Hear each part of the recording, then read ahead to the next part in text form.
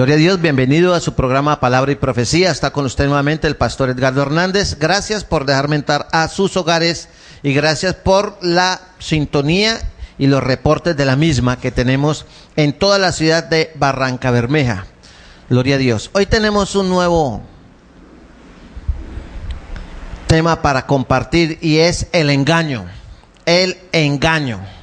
Vamos a orar y luego nos metemos en este tema fascinante. Padre Dios de los cielos, gracias por tu palabra.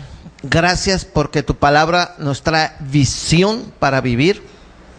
Porque tu palabra nos aporta conocimiento.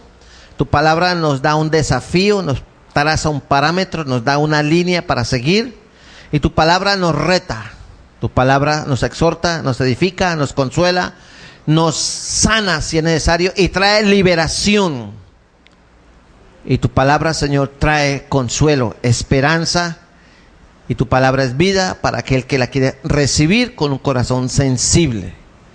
Bendice esta pequeña clase y glorifícate en nuestra vida a través de tu palabra. Amén y amén. Hoy vamos a hablar de el engaño. El engaño es algo que está de moda.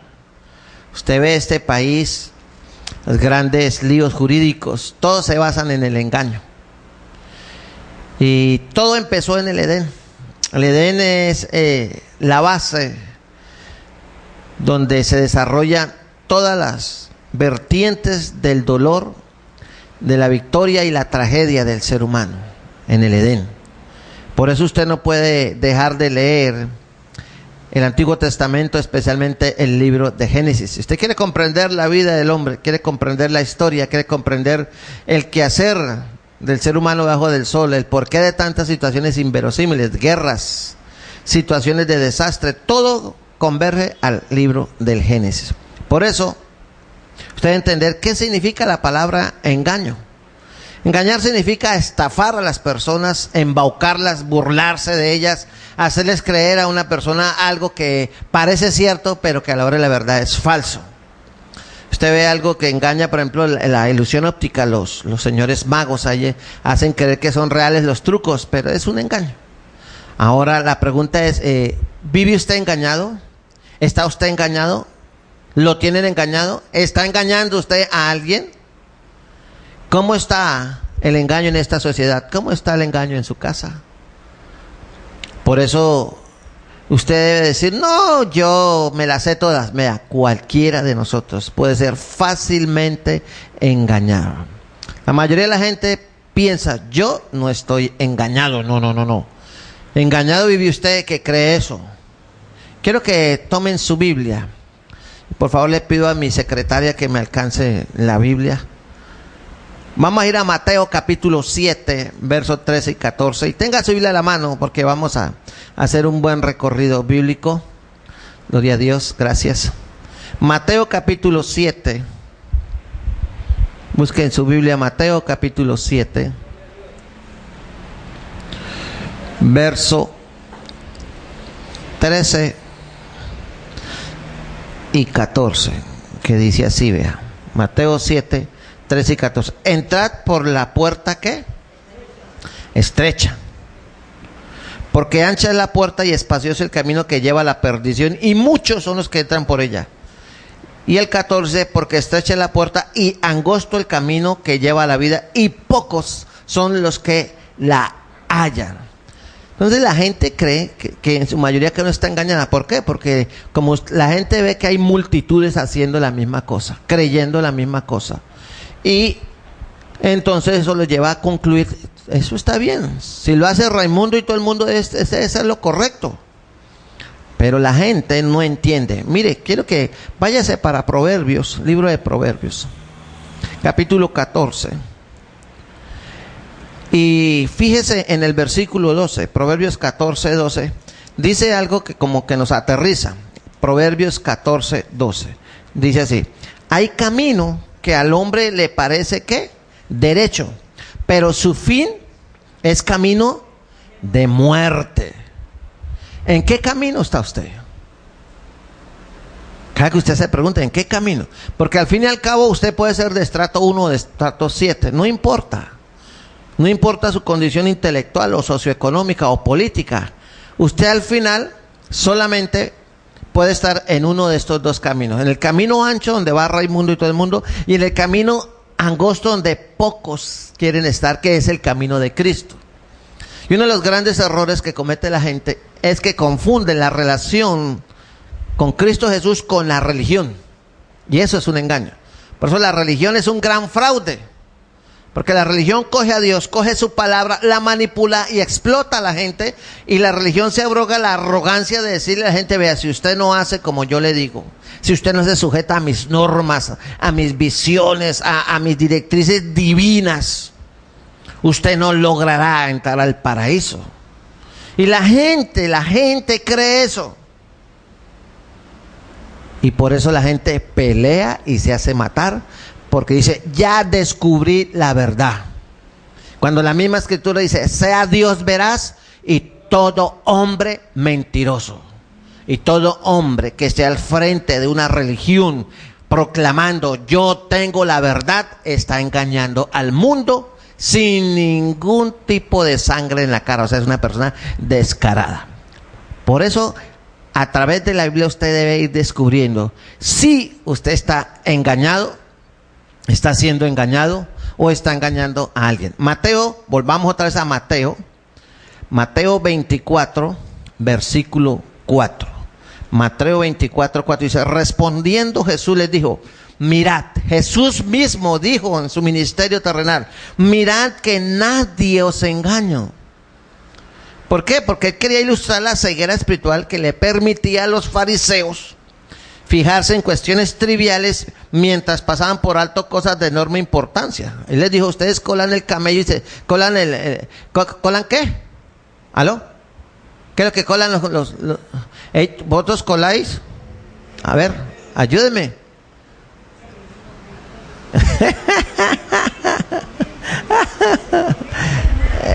No, ellos habla del diezmar, el eneldo y el comino, pero ustedes tragan el camello y coláis el mosquito.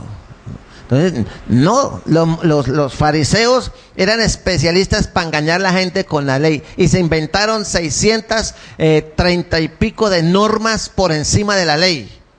Si nadie era capaz de cumplir la ley, solo Cristo vino y cumplió la ley. Y encima de eso los fariseos le pusieron 600 y pico de normas.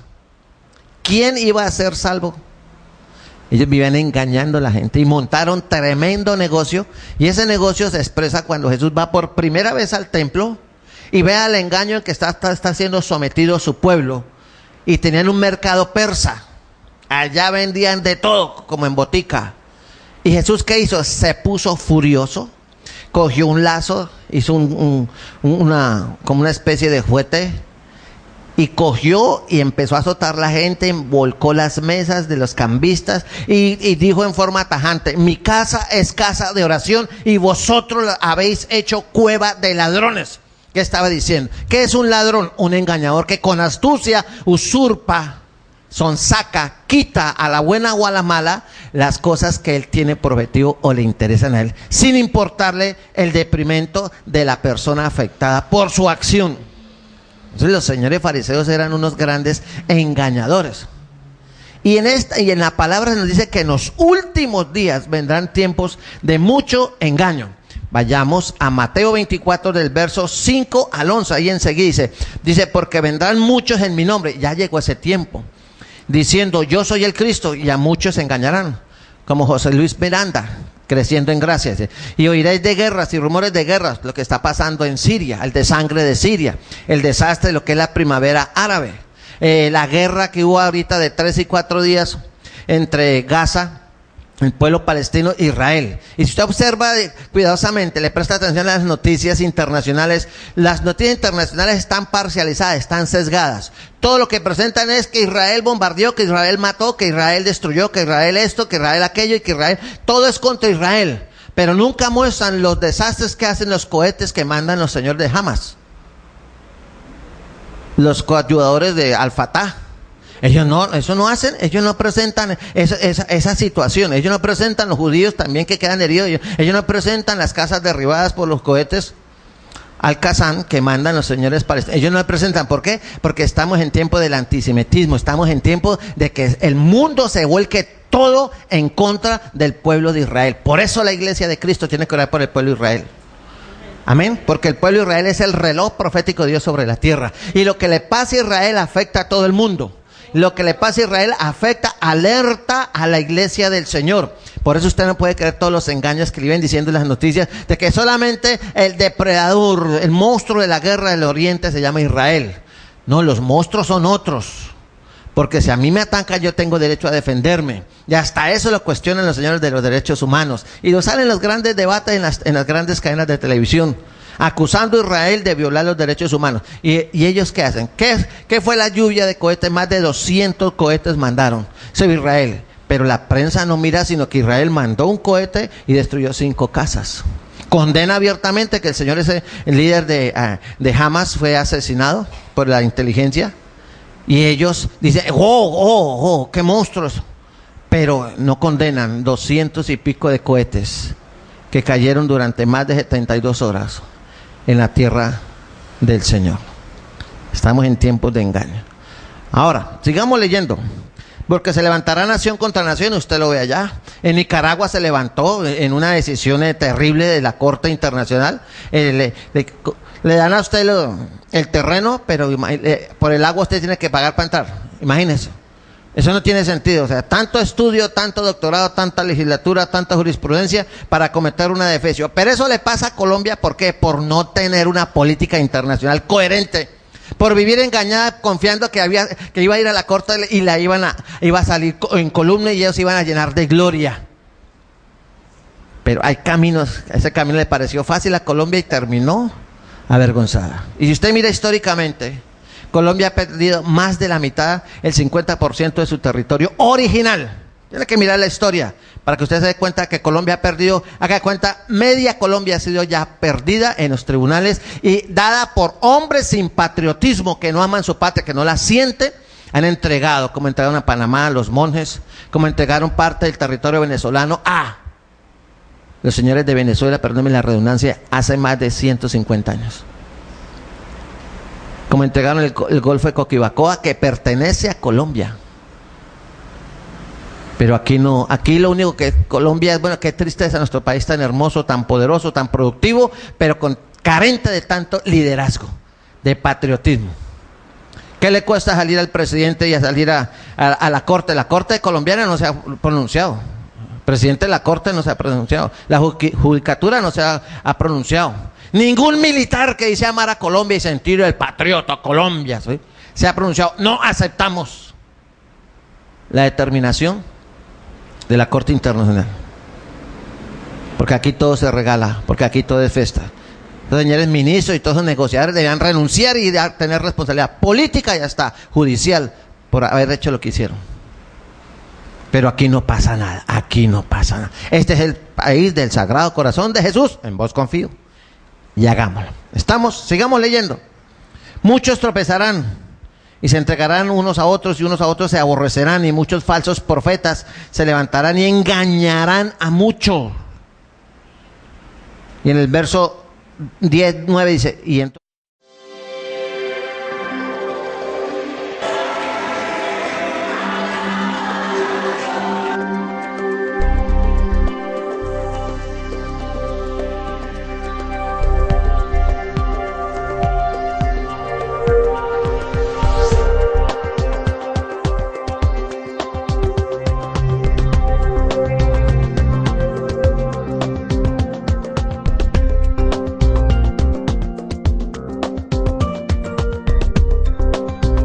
tribulación, os matarán y seréis aborrecidos de todas las gentes por causa de mi nombre. Así que, hermano, en los últimos días, que son estos días, estos últimos días, estos años, todo lo que es el siglo XXI y los últimos 20 años del siglo XX, son los últimos días. Vendrá aumentando el engaño sobre todas las naciones y va a aumentar más y más. Luego, esto es una voz de alerta para usted, iglesia. Porque si usted no echa mano de la Escritura y se vuelve un asiduo estudioso de la Escritura, entonces usted será fácilmente engañado.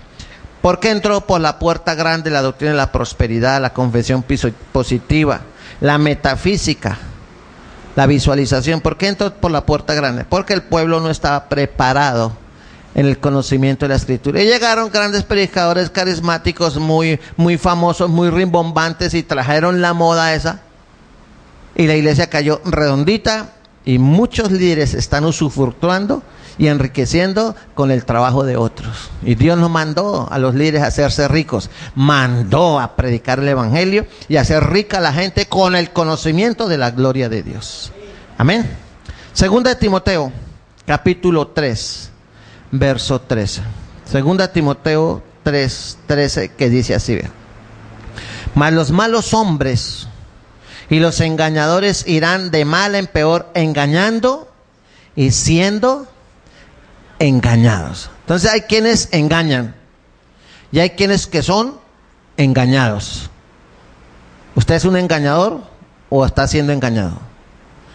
Y mire lo que le dice Pablo en 2 Timoteo 3:15. Hay unos textos más abajo. Dice: y que desde la niñez has sabido que las sagradas escrituras. ¿Sí ve? Tomemos esto. Él habla de la niñez humana de Timoteo, pero tomémoslo de la niñez suya, la niñez espiritual suya. ¿Cuánto hace que usted conoce a Cristo? 2, 3 años, 5, 10, 15 años. Usted desde la niñez espiritual, desde su primer año de vida cristiana, usted debe haber leído en su primer año, ya hago énfasis en su primer año, hago énfasis en eso. Usted debe haber leído totalmente la Escritura, toda la Escritura. Pero lamentablemente miles de cristianos pasan décadas y nunca han leído toda la Escritura. Luego son fácil para ser engañados y susceptibles de sembrarles cizaña doctrinal, levadura, y ser arrastrados por todo viento de doctrina porque no tienen una base, porque no se preocuparon por ellos mismos. ¿Qué es responsabilidad del pastor enseñar la Escritura? Sí, pero también es responsabilidad suya estudiar la palabra, porque Jesús dijo: escudriñad las Escrituras, porque a vosotros os parece que en ellas tenéis la vida eterna, y ellas son las que dan testimonio de mí. Usted tiene que estudiar la palabra y no esperar a que el pastor le dé un curso, lo meta a un grupo y le diga: venga, que vamos a hacer un curso especial para que, como no sé qué. Escudriñe la palabra de Dios, porque usted tiene el Espíritu Santo, si fue que se arrepintió.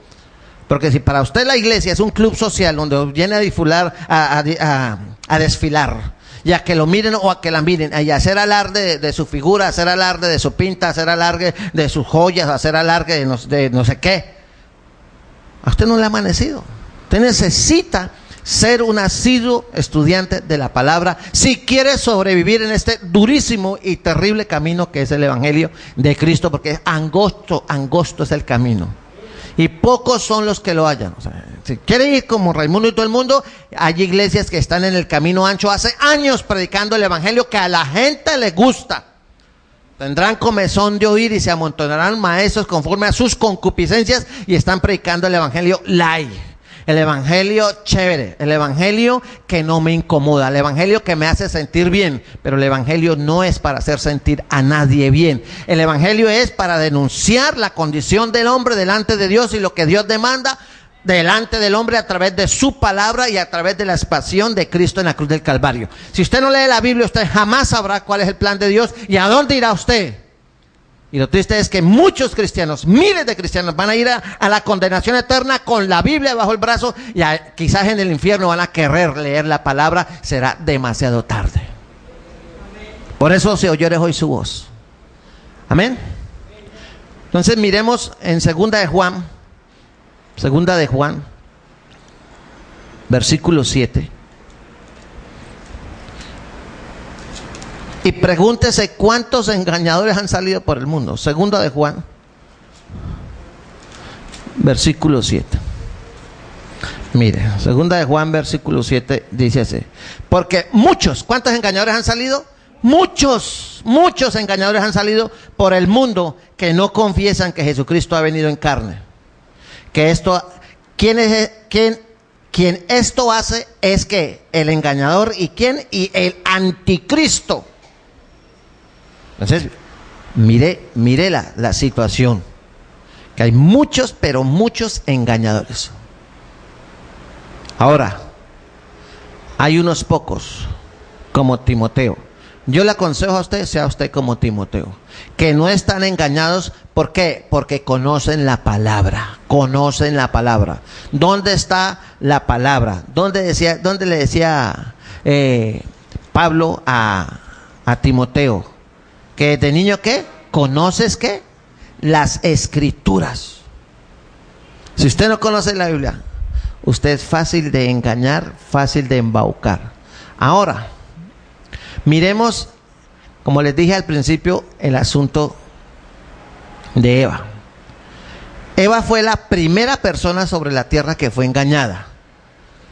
Excluimos desde luego los ángeles, que ellos fueron engañados antes de la creación del mundo. Y según 2 Corintios 11:3, por eso que usted tiene que leer la Biblia.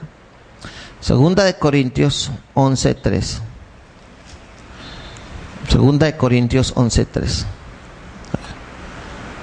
Ahí nos da un dato muy interesante que dice así, vea: pero temo que como la serpiente con su astucia engañó a Eva, vuestros sentidos, los 5 sentidos, la mente, sean de alguna manera extraviados de la sincera ¿qué? Fidelidad a Cristo. Aquí tenemos la clave de por qué usted tiene que conocer la palabra de Dios. Porque la serpiente, que es Satanás, con astucia engañó a Eva. Dice, vuestros sentidos sean de alguna manera extraviados de la sincera fidelidad. Por eso un cristiano tibio, mundano, que anda mal con el Señor, que anda más con el mundo que con el Señor, él se siente bien.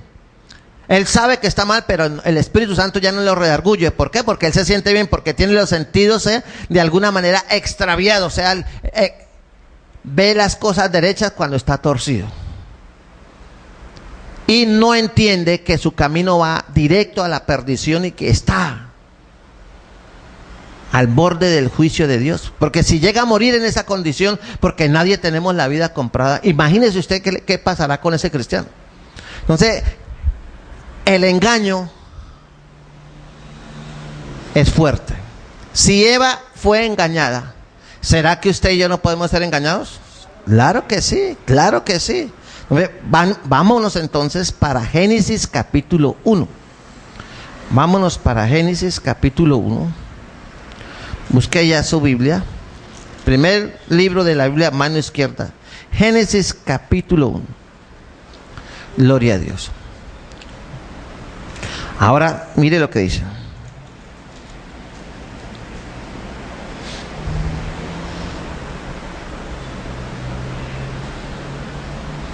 Mire la palabra, y quiero que la anote usted, si quiere subrayeles, y preste atención cuántas veces en Génesis capítulo 1 dice, y Dios dijo. Y Dios dijo. En el versículo 3 dice, y dijo Dios, y vio Dios, y llamó Dios. Luego dijo Dios, e hizo Dios, llamó Dios, dijo también Dios, llamó Dios. Después dijo Dios. En el 14 dijo luego Dios, e hizo Dios. En el 16 y las puso Dios. En el 20 y dijo Dios, y creó Dios. Y en el 22 y Dios los bendijo. Y luego dijo Dios en el 24, e hizo Dios. Y en el 26 dice, entonces dijo Dios. En el 27 creó Dios y los bendijo Dios y les dijo. Mire la cantidad de veces que dice, y dijo Dios. En el 29, y dijo Dios. Y ahí termina. Y termina el 31, y vio Dios. ¿Cuántas veces aparece en Génesis eso? Pero si usted mira en el versículo 17 del capítulo 2 de Génesis, vemos el ataque certero, sutil, planeado, estratégico de Satanás a Eva para tergiversar, y le extravió los sentidos, le torció la manera de pensar. Y quiero que sepa que el que controle su mente lo controla usted. Por eso Pablo dice muy claramente, renovaos en el espíritu de ¿qué? De vuestra mente. Como yo pienso, yo veo. Y de acuerdo a la palabra de Dios, mi corazón está directamente conectado con mi pensamiento. En el mundo científico eso no es posible demostrarlo, porque no es así. Pero en el mundo de Dios, en la palabra de Dios, sí, el corazón va directamente conectado al cerebro. Como usted tenga su corazón, es su mente. Sencillo. Por eso es que dice, de la abundancia del corazón, habla la boca. O sea, de lo que usted tenga aquí en su tarro, de lo que usted tenga aquí en su cabeza, en su corazón, usted va a hablar y va a hacer. ¿Qué le dice el señor diablo? Lo que le hizo decir a Eva. Mire, le dice, tomó Jehová Dios hombre, guardase de todo árbol, más al árbol de la ciencia del bien y del mal no comerás, porque el día que él comieres ciertamente morirás. Esa era la orden de Dios. Dios le dijo claramente a Eva, más del árbol de la ciencia del bien y del mal no comerás, porque el día que de él comieres ciertamente morirás. Clara la palabra de Dios, ¿sí o no? Pero si usted va a la tentación, ahí el capítulo 3, entonces vemos cómo Satán le dice, con que Dios, verso 1, con que Dios os ha dicho, no comáis de todo árbol del huerto. Y mire la respuesta de Eva. Y la mujer respondió a la serpiente, del fruto de los árboles del huerto podemos comer, pero del fruto del árbol que está en medio del huerto, dijo Dios, no comeréis de él ni le tocaréis, porque para que no muráis. Y Jesús nos dijo, mire lo que dice el Señor en el 17, capítulo 2. Más del árbol de la ciencia del bien y del mal, está hablando Dios, no comeréis, porque el día que de él comiereis ciertamente moriréis. Y Eva le dijo que el Señor le había dicho que el árbol que está en medio del huerto, dijo Dios, no comeréis de él, ni le tocaréis para que no muráis. Ya cambió la palabra. Cuando usted habla con el diablo le cambia a usted la mente. De una vez cambia la palabra de Dios. De una vez la altera. Y habla la serpiente, o sea, Satanás, en el verso 4. Entonces la serpiente, o entiéndase, el diablo, le dijo a la mujer, a Eva, no moriréis. Sino que sabe Dios que el día que comáis de él, serán abiertos vuestros ojos y seréis como Dios, sabiendo el bien y el mal. ¿Qué hizo Eva? Cuando Satanás cautivó la mente de Eva, tomó el control de la mente de Eva, inmediatamente el versículo 6 dice, y vio la mujer que el árbol era ¿qué? Bueno para comer, y que era ¿qué? Agradable a los ojos, y árbol codiciable para alcanzar la sabiduría, y tomó de su fruto y comió, y dio también a su marido, el cual comió así como ella. Sí es posible, y la Biblia demuestra que Satanás sí altera la forma de pensar de las personas. Por eso hay gente celosa. Por eso cuando un hombre es celoso o una mujer es celosa, ve lo que no tiene que ver y se imagina lo que no tiene que imaginarse. ¿Por qué volteó a mirar? ¿Y por qué eso no contestó el teléfono? ¿Y por qué habla pasito? ¿Y por qué salió? ¿Y por qué se demoró? ¿Y por qué se vistió? ¿Y por qué no se vistió? ¿Y por qué se peinó así? Y una forma, una cosa de control, la cosa más tremenda. Porque el diablo le pone pensamientos. Porque cuando hay amor se confía. Amén. Queda claro que Satanás es un maestro. Entonces, con que Dios ha dicho. ¿Qué puso ahí? El engaño a través de una duda. Son las primeras 5 palabras de duda que habló el diablo, la sembró en Eva. Con que Dios os ha dicho. Con eso sembró la duda. Y lo más tremendo es que Adán fue el segundo en ser engañado, pero él sabía que iba a ser engañado. Él sabía, porque él ya conocía la misma palabra que tenía Eva, la tenía él. Y ya cuando él vio a su señora con el fruto y ella le dio, él aceptó voluntariamente el engaño. En lugar de rechazar y pararse en la palabra, aceptó voluntariamente el engaño. Estuvo con usted el pastor Edgardo Hernández de la Iglesia Cristiana Ríos de Agua Viva, y en el próximo programa seguiremos tocando este tema referente al engaño.